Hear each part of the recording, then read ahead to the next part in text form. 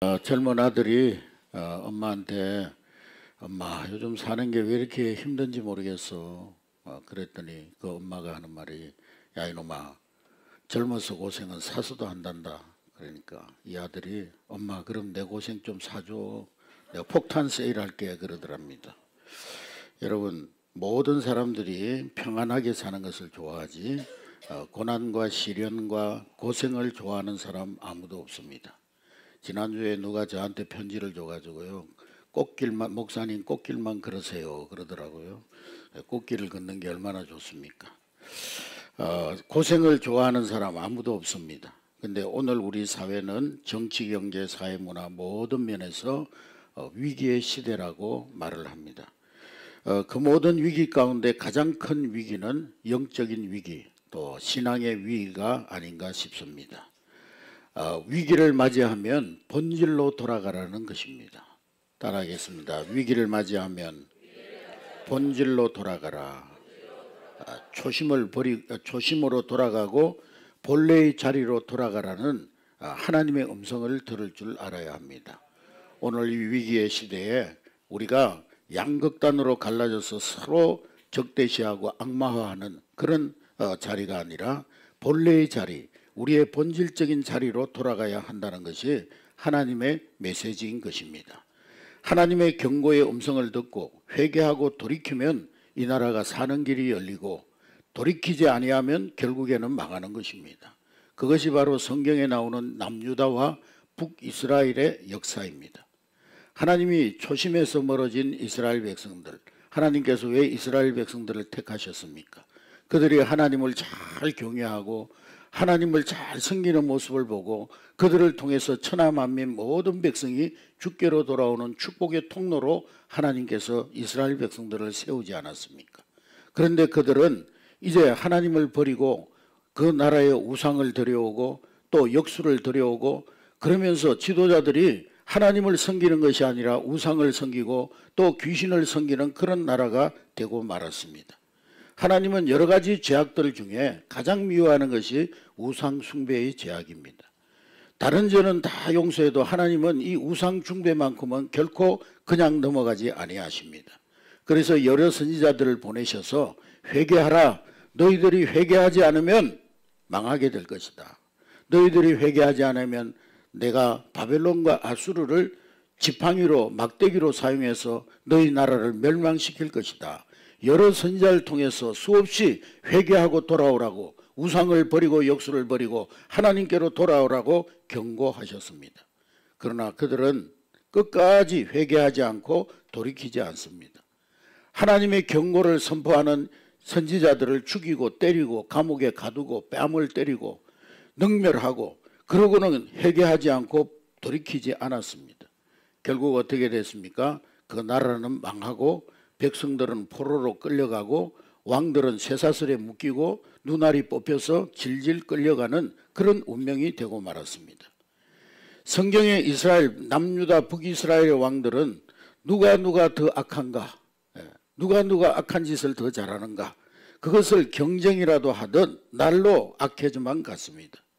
그 왕들 가운데서도 가장 악한 빌런이 누구냐면 바로 오늘 본문에 등장하는 아합 왕입니다.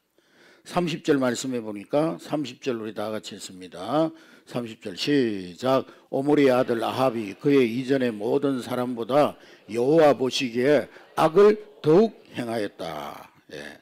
이 아합 왕은 이전에 그 어떤 왕과 비교도 할 수 없을 만큼 악을 행하는 그런 왕이었다는 것입니다. 아합은 바알을 하나님으로 섬기면서 예배했습니다. 아합은 바알 신전을 건축해 놓고 거기다가 바알 우상들을 갖다 놓고 백성들로 하여금 강제적으로 숭배하도록 강요했습니다. 이방 여인, 그가 이방에서 데리고 온 이방 여인 이세벨, 이 여자가 가지고 온 아세라상까지 성전에 세워놓고 백성들로 하여금 경배하도록 강요했던 것입니다. 이스라엘 역사상 야훼 신앙, 하나님 신앙이 가장 큰 위기를 겪었던 암흑기가 바로 아합 왕과 이세벨이 다스리던 시대였던 것입니다. 가장 어두운 항구에, 가장 어두운 거리에 가로등을 세우고 등대를 세우듯이 하나님께서는 우상 숭배와 온갖 제약으로 온 나라가 칠흑 같은 어두움에 빠져 있을 때 가장 빛나는 선지자 엘리야를 그 땅에 보내주셨습니다.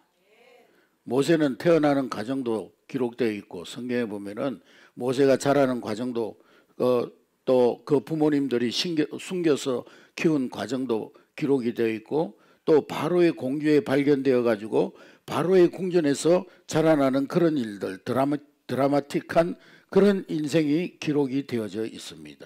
그래서 모세의 이력을 보면, 야, 모세는 정말 하나님이 사용하려고 택한 사람이구나, 그런 것을 금방 알 수 있습니다. 그런데 엘리야는 역사의 무대에 느닷없이 혜성처럼 등장합니다. 베드로처럼 고기 잡으러 가다가 부름받은 그런 장면도 없고, 사도 바울처럼 말에서 꼬꾸러져 가지고 예수님을 만나서 아나니아 삽비라를 만나 가지고 변화된 그런 과정도 없습니다. 사무엘이나 세례 요한처럼 시끌벅적한 출생 이야기도 기록되어져 있지 않습니다. 그냥 엘리야에 대해서는 길르앗에 우거하는 자 중에 디셉 사람 엘리야라, 이것이 엘리야를 소개하는 성경의 전부의 내용입니다. 1월달, 2월달에 여러 교회 가서 세미나도 하고, 또 우리 연합회에 가서 강의도 하고 그렇게 많이 했는데요. 다른 교회 가서 설교하기 전에 담임 목사님이 저를 소개할 때, 저 밀랑촌에서 자라가지고 촌스럽게 자란 조영래 목사 나와서 설교하겠습니다, 이런 식으로 소개하는 것과 똑같은 그런 엘리야를 소개를 하고 있는 것입니다. 그러나 엘리야라는 이름 하나에 그가 누구인지, 그의 신앙이 어떠했는지, 하나님께서 왜 그를 부르셨는지 정확하게 명명백백하게 기록이 되어져 있습니다. 엘리야, 그 이름 하나면 족하다는 거예요. 다른 소개는 다 사족에 불과하다는 거예요. 엘리야, 디셉 사람 엘리야, 그가 하나면은 모든 의미를, 그 엘리야의 이름에 모든 의미를 다 담고 있다는 것입니다. 제가 청주 언파교회 가서 일일 부흥회를 진행을 하는데 담임 목사님이 한 달 전에 전화 와가지고 목사님 프로필 좀 보내달라고 그러는 거예요. 그래서 한내교회 담임 목사 그랬어요. 그랬더니 그거 말고 또 자기가 줄줄줄 없더라고. 그래서 그런 게 필요하냐고, 그냥 한내교회 담임 목사면 됐지. 그랬는데 가보니까 현수막에다가 총회 교육원장, 법제부장 역임, 총회 서기, 호서대 박사, 기독교 보령시 기독교연합회장 역임, 어떻게 알아냈는지 요즘은 인터넷이 발달해가지고 찾아보면 다 나오잖아요. 뒷조사해보면 다 나오니까 뒷조사를 해가지고 여러 가지를 적어놨더라고요. 여러분, 사람들은 너나 나나 이렇게 자기 이력을 장황하게 늘어놓는 것을 좋아합니다. 그 어떤 사람은 명함을 주는데 보니까 명함 뒤에 한 40가지 적어놨더라고요. 보니까 무슨 자격증 해가지고 한 40가지.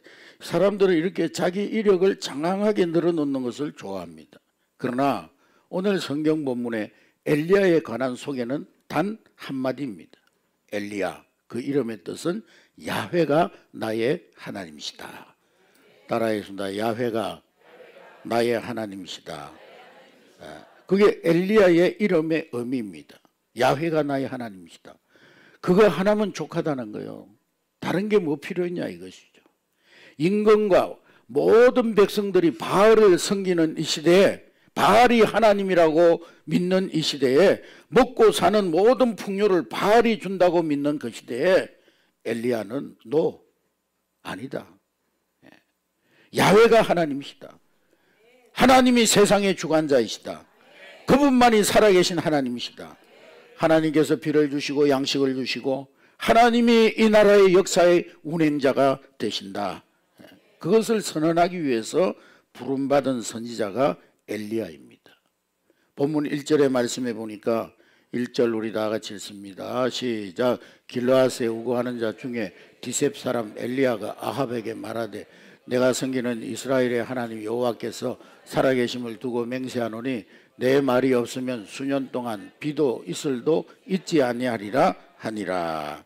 엘리야가 아합 왕 앞에 혜성처럼 나타나서 뭐라고 말합니까? 그의 선포 가운데 3가지 신앙 고백이 나옵니다. 내가 섬기는 이스라엘 하나님께서 모든 사람들이 바알을 섬기는 이러한 때에 나는 여호와 하나님 한 분만을 섬긴다. 모든 사람이 하나님 죽었다고 말하는 이 시대에 오직 야훼만이 나의 하나님이시다. 할렐루야. 바알이 비를 준다고? No, 아니다. 비를 내리시는 이는 바알이 아니라 살아계신 하나님이시다. 내 말이 없으면 수년 동안 비도 이슬도 있지 아니하리라. 아합이 하나님으로 섬겼던 이 바알은 아주 묘한 우상이었어요. 농경사회에 기름진 땅, 비와 또 풍요를 주는 신, 또 성공을 주는 신이 바알이었습니다. 그런가 하면 쾌락과 재미를 주는 신이 바알이었습니다. 세상에서 잘 되려면은 바알을 믿어야 성공하고 바알을 따라야 잘 된다고 가르쳤던 것입니다. 그때 엘리야는 담대히 외칩니다. 이스라엘의 하나님은 오직 야훼이시다. 나는 오직 야훼 하나님만 섬긴다. 그렇게 고백하고 있는 것입니다. 하나님 섬기는 성전 제사는 날로 비어갑니다. 오늘 우리가 살고 있는 이 시대처럼 하나님 믿는 신앙이 절벽 감소하고 있는 그런 시대였습니다. 하나님께 제사 드리는 성전은 텅텅 비어가고 바알 산당들은 북적북적 사람들로 넘쳐났습니다. 이스라엘 백성들이 더 이상 양 잡고 소 잡고 뭐 해가지고 염소 잡고 해서 피냄새 맡으면서 제사하는 게 따분하다는 거예요. 재미없다는 거예요. 근데 바알의 산당에 가면 술이 있고 춤이 있고 제사가 끝나고 나면 거기에 있는 여사제들이 다 장녀들이요. 그들과 음란한 제사를 하고 그 시대에 맞는 제사라고 생각했던 것입니다. 심지어 하나님은 죽었다. 살아있는 신은 바알이다. 그렇게 가르칩니다. 그러나 엘리야는 야훼가 나의 하나님이시다. 오직 하나님만이 나의 하나님이시다. 이 나라의 역사를 주관하시는 이는 그 특정 누구 한 사람이 아니라 하나님이 이 나라의 역사의 주관자이시다. 바알이 나의 하나님이라는 이름을 가진 사람이 그 시대에 늘어나는 그런 시대였어요. 이것이 출세의 지름길이라고 믿었기 때문에. 그런데 엘리야는 이런 시대 속에서 하나님 여호와께서 살아계심을 두고 맹세하노니 오직 하나님만이 역사의 주관자가 되시고 역사 속에 살아 움직이시는 하나님이시다. 할렐루야. 하나님만 섬겨야 할 이스라엘 땅에 우상신들이 늘어나고 있습니다. 밀곰, 몰록, 아세라, 바알, 그 잡신들 가운데 바알이 대장이라는 거예요. 하늘에서 비를 내리는 신, 성공과 풍년을 가져다주는 신, 인생에게 재미와 쾌락을 가져다주는 신, 세상의 성공을 가져다주는 신이 바알이라고 가르쳤던 것입니다. 이 엄청난 타락의 시대, 큰 물결 앞에 엘리야는 지금 외치고 있는 것입니다. 이 세상을 창조하시는 분도 야훼 하나님이시고 이 세상을 운행하시는 분도 야훼 하나님이시고 역사를 다스리고 역사를 심판하시는 분도 오직 한 분 야훼 하나님이시니라. 이 대한민국의 역사를 주관하시는 이도 여호와 야훼 하나님이시니라. 할렐루야. 보라, 내 말이 없으면 수년 동안 비도 이슬도 있지 아니하리라. 한 나라를 다스리는 아합 왕 앞에 지금 엘리야가 선전포고를 한 것입니다. 엘리야의 이 선포는 그의 신앙 고백이고 타락한 시대에 온 이스라엘 백성들을 향한 도전이었습니다. 여러분, 오늘 이 시대는 어떻습니까? 엘리야가 이 땅에서 떠난 지 3000년이 훌쩍 지난 이 시대, 이스라엘 역사상 가장 타락하고 어두웠던 이 아합의 시대에는 그나마 우상이라고는 바알 하나밖에 없었는데 이 시대에는 바알이 왜 그렇게 많은지, 세속주의 바알, 물량주의 바알, 돈 바알, 경제 바알, 과학 바알, 4차 산업혁명 바알, 이념 바알, 스펙 바알, 주식 바알, 비트코인 바알, 동성애 바알. 어쩌면 엘리야 시대보다 더 악한 시대가 되어져 버렸습니다. 이러한 시대에 이 엘리야는 당시 일개 촌부 엘리야, 하나님의 말씀, 하나님의 명령을 따라서 담대히 아합 왕 앞에서 폭탄 선언을 했어요. 엘리야는 자기가 이렇게 담대하게 바알이 우리에게 비를 내리고 풍요를 주는 것이 아니라 여호와 하나님께서 우리의 인생을 주관하시고 이 나라의 역사를 주관하시는 분이시다. 담대히 메시지를 선포한 후에 하나님께서 바로 막 하늘에서 비폭탄을 내리시고 막 대단한 기적을 일으키고 막 이런 걸 기대했을 거예요. 또 엘리야가 아합 앞에서 선전포고를 했을 때 아마 백성들도 혜성같이 나타난 이 엘리야가 아주 눈부신 활약을 할 것을 기대했을 것입니다. 그런데 바로 그때 떨어진 하나님의 명령은 뭡니까, 여러분? 너무 엉뚱한 명령을 하나님 내리시는 거예요. 엘리야야, 그리 시냇가로 도망가라. 그리 시냇가에 숨어라. 뺑소니 치라는 거예요. 비겁한 도망자가 되어 숨어 살라는 거예요. 왜 하나님께서 엘리야에게 이런 명령을 하셨을까요? 뭐 하나님이 힘이 없어서 아합의 칼날로부터 엘리야를 지킬 수 없어서 보호할 수 없어서 도망쳐서 숨으라고 말했겠습니까? 오늘 3절 4절 말씀해 보니까 3절 4절 다 같이 읽습니다. 시작. 너는 여기서 떠나 동쪽으로 가서 요단 앞 그릿 시냇가에 숨고 그 시냇물을 마시라. 내가 까마귀들에게 명령하여 거기서 너를 먹이게 하리라. 네가 그릿 시냇가에 숨어 있으면 내가 까마귀를 통해서 너의 생명을 부지하게 해주겠다는 것입니다. 독수리 뭐 이런 아주 막 그냥 그런 새 통해서 생명을 부지해 주겠다고 하면 얼마나 좋겠습니까, 그나마. 근데 부정한 짐승, 그 시대에 부정하다고 믿었던 까마귀를 통해서 먹여주시다는 거예요. 엘리야가 감동했을까요? 예. 우리는 신앙생활 하다가 큰 은혜 받고 막 어떤 막 성령 받고 감동받을 때가 있어요. 그러면은 막 즉시 우리 가정이 막 그냥 갑자기 잘 되고 사업도 막 확장되고 뭔가 대박이 터지고 내 자녀들에게 큰 기적이 일어나고 열매가 나타나고 그것을 기대합니다. 또 신앙생활 가운데 우리가 하나님 앞에 뭔가 헌신하고 뭔가 하나님을 섬기면은 교회에 헌신하면 하나님으로부터 뭔가 큰 축복과 어떤 보상을 기대합니다. 그런데 오늘 바로 그때 나의 현실 앞에 나타난 모습은 오늘 엘리야처럼 그리 시냇가 나물 먹고 물 마시고 좀 더 버텨라. 이러한 하나님의 명령이 떨어졌을 때 여러분 과연 견뎌낼 수가 있겠습니까? 그런데 이런 일들이 성경에 많이 일어나고 있어요. 우리 현실에도 자주 일어나고 있습니다. 다윗이 물맷돌 하나로 골리앗을 쓰러뜨리고 돌아올 때 많은 사람들이 거리에 나와서 사울은 천천히요 다윗이 죽인 자는 만만이라 막 다윗을 시대의 영웅으로 부축했습니다. 온 백성들이 칭송하는 것처럼 보였습니다. 그러면 이제는 다윗은 승승장구해야 되잖아요. 그런데 다윗은 그때부터 도망자가 되어서 광야 빈들을 헤매며 다닙니다. 얼마나 당황했을까요? 아니 하나님, 내가 뭐 큰 잘못을 한 것도 아니고 전쟁에서 이기고 돌아와가지고 백성들이 다 환호하고 칭송하는데 이게 뭡니까? 최소한 내가 임금은 아니더라도 뭔가 영의정 자의정 자리는 차지해야 되는 거 아닙니까? 그런 심정이 아니었을까요? 그리 시냇가 주변에는 성경에 보면 부정한 짐승으로 분류된 이 까마귀들이 까까까 하면서 날고 있습니다. 사람들은 그 날고 있는 까마귀 떼를 보면서 야 누가 죽었는가 봐요. 시체가 썩고 있나 봐요.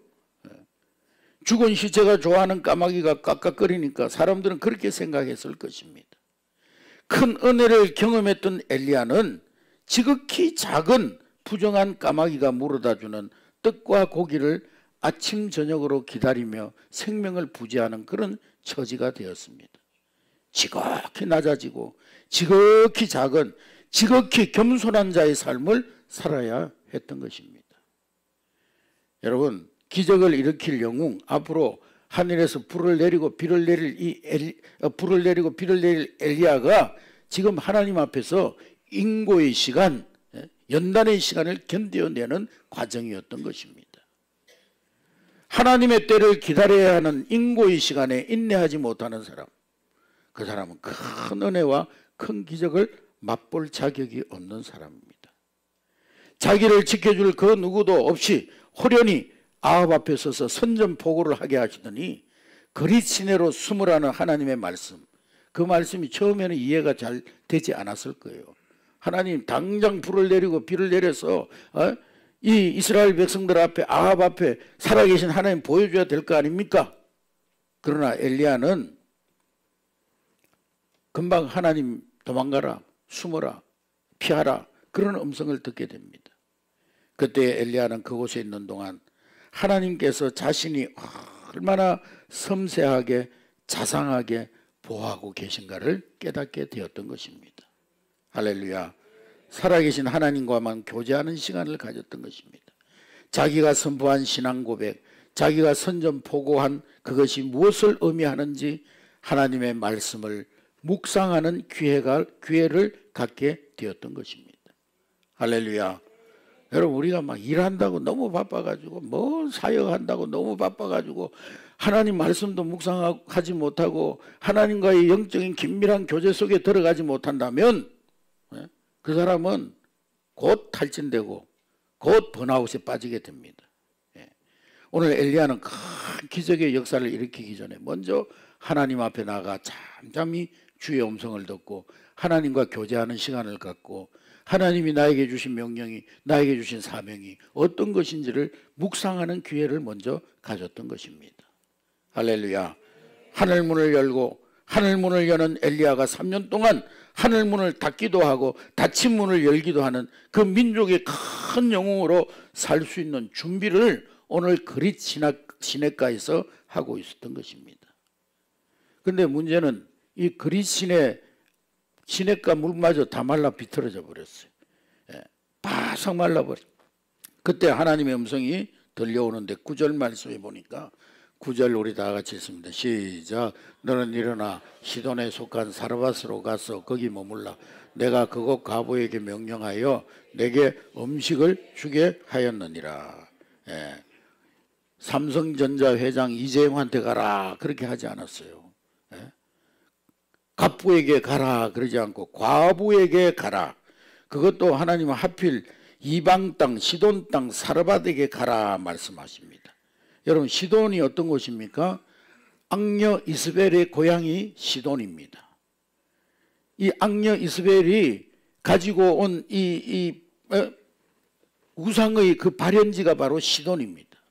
거기에 가라는 거예요. 바알과 아사랴의 발현지, 거기에 가라는 거예요. 하나님의 그 명령 속에는 어떤 뜻이 있습니까?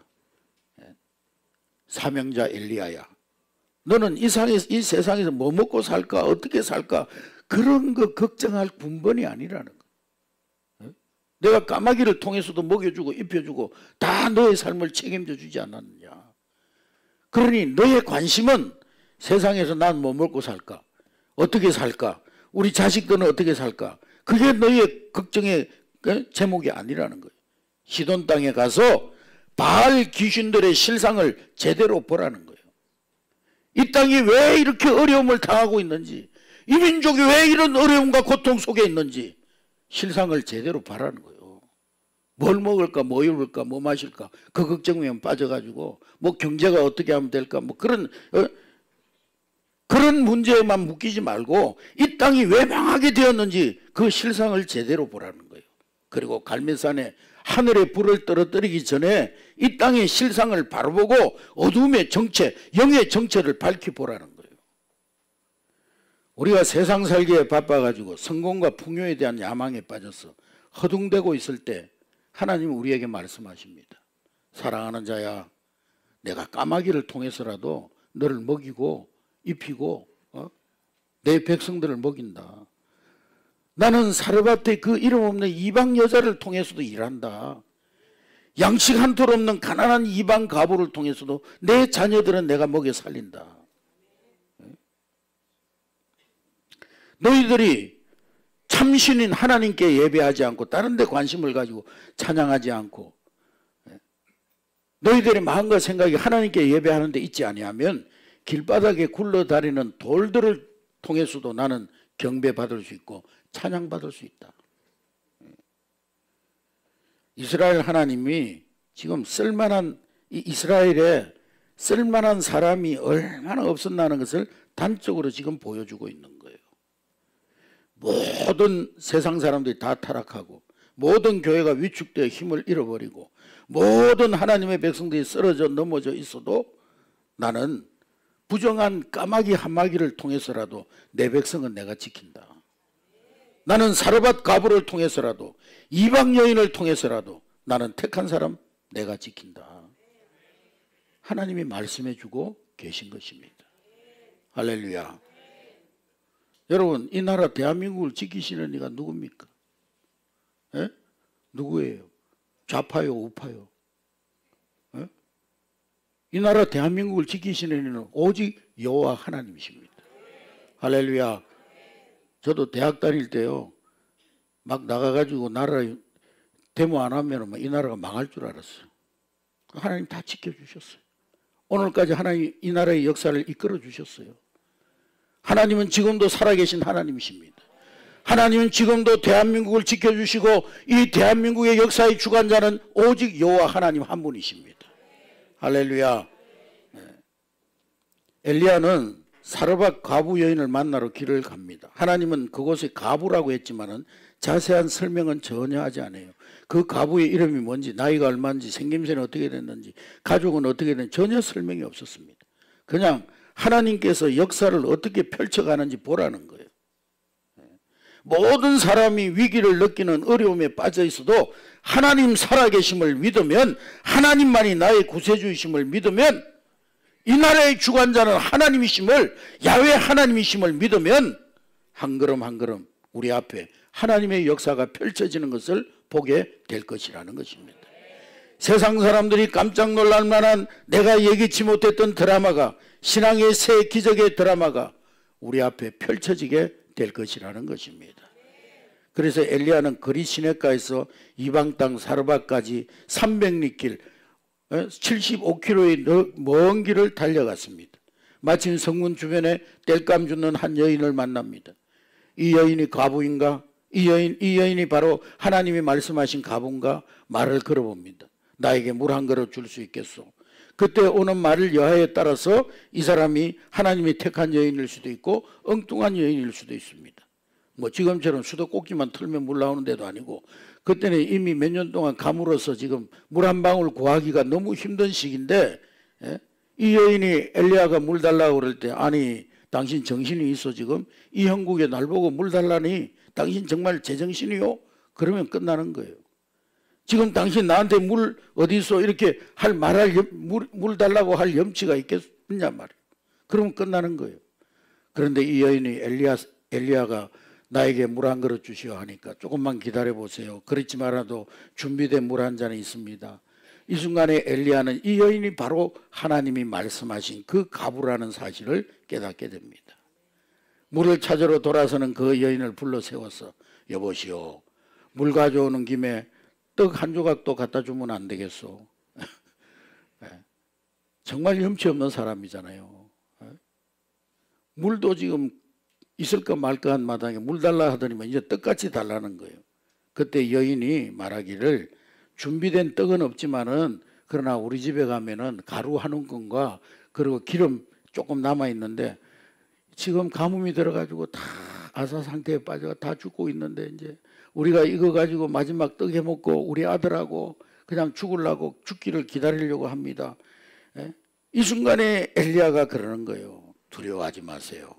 먼저 떡 한 조각을 구워내주고 다시 떡을 만들어 함께 드시면 됩니다. 먼저라는 말이 중요한, 먼저. 따라하겠습니다. 먼저. 14절 우리 다 같이 읽습니다. 14절 시작. 이스라엘의 하나님 여호와의 말씀이 나 여호와가 비를 지면에 내리는 날까지 그 통에 가루가 떨어지지 아니하고 그 병에 기름이 없어지지 아니하리라 하셨느니라. 시돈 땅 이방 여인이 택함 받은 모든 이스라엘 백성들이 바알을 믿고 따르는 이때에 이 여인, 시돈 땅의 이 과부가 하나님의 말씀을 믿었다는 거예요. 할렐루야. 하나님의 말씀을 믿었다는 거예요. 그랬더니만 엘리야와 그 식구가 함께 여러 날을 먹는 기적이 일어났습니다. 여기 여러 날이라는 것은 뭐 일주일 한 달이 아니고 3년입니다. 3년. 3년 동안 사르밧 가부의 가정에 양식이 떨어지지 아니하고 기름이 떨어지지 아니하는 놀라운 은혜가 임했습니다. 할렐루야. 계속되는 가뭄과 상가들이 메마르고 물 한 봉을 얻을 수 없는 산천도 인심도 다 메말라 있는 그때에 물 한 그릇 떡 한 조각 먼저 내게 가져오라는 이 요청, 상식에 벗어났고 가련한 여인과 아들 먹고 죽으려고 하고 있는 이걸 가져오라는 것에 잔인한 행동이잖아요. 그러나 이 사르밧 과부는 엘리야의 말을 듣고 15절의 말씀해 보니까 그가 가서 15절 우리 다 같이 읽습니다. 시작. 그가 가서 엘리야의 말대로 하였더니 그와 엘리야와 그의 식구가 여러 날 먹었으나 할렐루야. 엘리야의 말을 듣고 순종했더니 그와 엘리야가 그 식구가 3년을 식량 걱정하지 않고 먹는 기적의 역사가 일어났다는 거예요. 할렐루야. 여러분 요즘은요 교회마다 위축되고 하나님 말씀이 힘을 잃어버린 시대예요. 사람들은 다 하나님 말씀보다는 자기 소견에 옳은 대로 삽니다. 교인들도 그래요. 말씀 듣고 나서는요, 아이고 그 말씀은 요즘에 안 맞는 말씀이야. 그 말씀은 내가 다 순종할 수 없는 말씀이야. 그리고는 취사 선택해서 그저 자기의 어떤 그런 신앙의 수준을 따라서 순종합니다. 여러분 성공주의, 물량주의, 출세지상주의가 바알처럼 온 땅에 들꽃 있던 그때에 우리가 듣고 깨달은 말씀대로 성경에 기록된 대로 우리가 믿는 신앙대로 순종했더니 기적이 일어난지라. 할렐루야. 여기 먼저라는 말이 어떤 말입니까?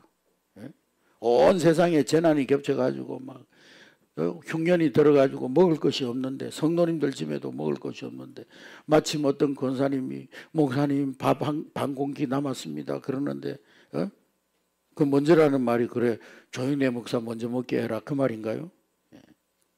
먼저라는 이 말씀은 이 여인이 하나님의 말씀을 믿었다는 거예요.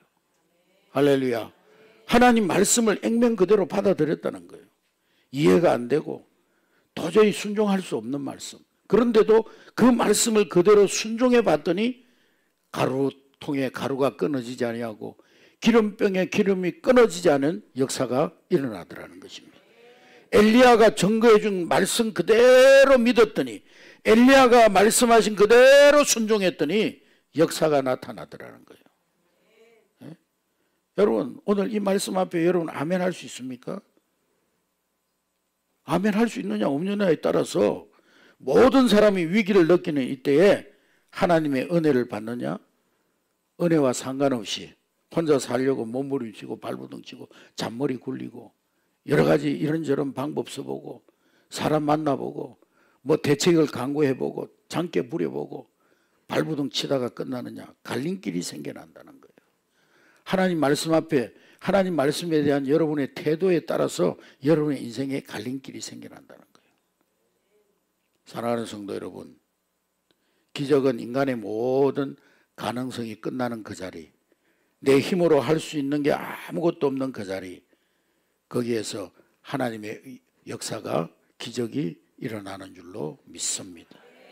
모든 사람이 위기를 느끼고 위에 빠져 살 때 그 순간에 내 속에서 꿈틀거리고 일어나는 그게 믿음이에요. 막다른 골목에 부딪혀도 믿음의 사람을 통해서 하나님은 길을 내시는 하나님이십니다. 할렐루야. 그때마다 하나님은 잘난 사람, 똑똑한 사람, 머리 잘 돌아가는 사람, 장깨 잘 부리는 사람, 그런 사람이 아니라 약한 사람, 가난한 사람, 못난 사람, 하나님이 준비한 사람, 그런 사람들을 통해서 하나님이 일하시더라는 거예요. 할렐루야. 우리가 한번 하나님의 자녀로 선택받았으면, 내가 하나님 믿는 하나님의 자녀가 되면 하나님은 까마귀를 통해서라도 우리를 지키십니다. 그때마다 꼭 필요한 엘리야를 보내주시는 것입니다. 여러분을 이 시대의 엘리야로 세워서 여러분 곁에 죽어가는 사람을 살려내시는 분이 여호와 하나님이신 줄로 믿습니다. 이 시간 성경은 여러분들에게 묻습니다. 이 위기의 시대 너의 먼저 너의 우선순위에서 하나님 어디 있느냐고 물으십니다.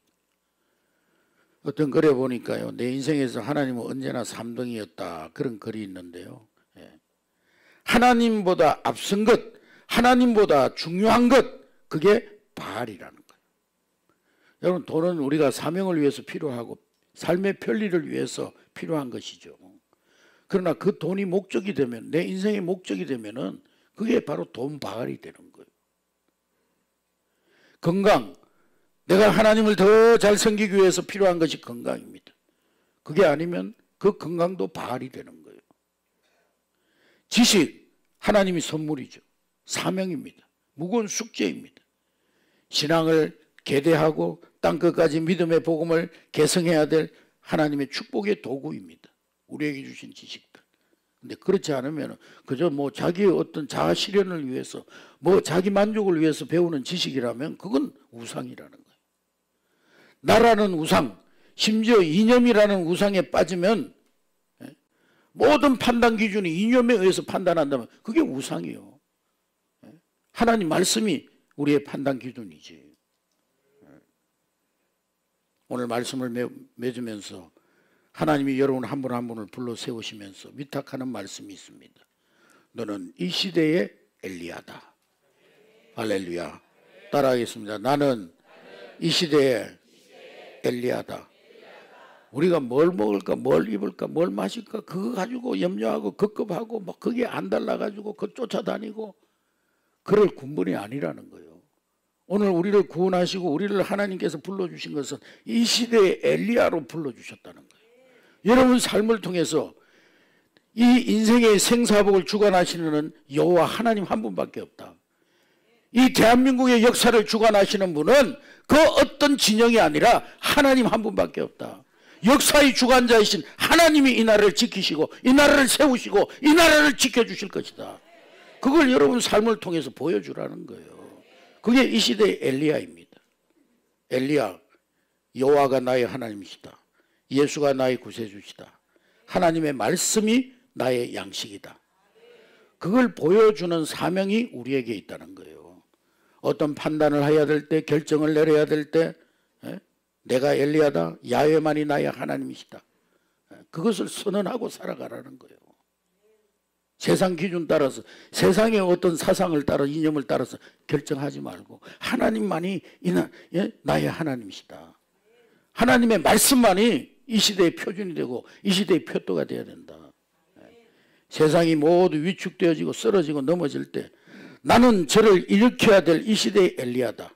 이걸 먹어야 될지 저걸 먹어야 될지 의를 마셔야 될지 불의에 마셔야 될지 갈림길에 서 있을 때 우리는 외쳐야 되는 것입니다. 야훼는 나의 하나님이시다. 역사의 주관자는 오직 하나님 한 분밖에 없다. 인생의 주관자도 하나님 한 분밖에 없다. 오늘 예배하고 세상으로 나가는 여러분 한 분 한 분을 하나님께서 이 시대의 엘리야로 파송하십니다. 하나님 여러분들과 함께 하십니다. 먹을 거 없어도 하나님 까마귀를 통해서 먹여주실 것입니다. 말씀에 순종하면 기름병에 기름이 떨어지지 아니하고 가루에 가루통에 가루가 끊어지지 아니하게 될 줄로 믿습니다. 내가 이 시대의 엘리야다. 분명한 정체성을 가지고 이 한 주간도 여러분의 삶의 현장에서 살아계신 하나님을 보여주며 살아가는 여러분이 될 수 있기를 주의 이름으로 축복합니다.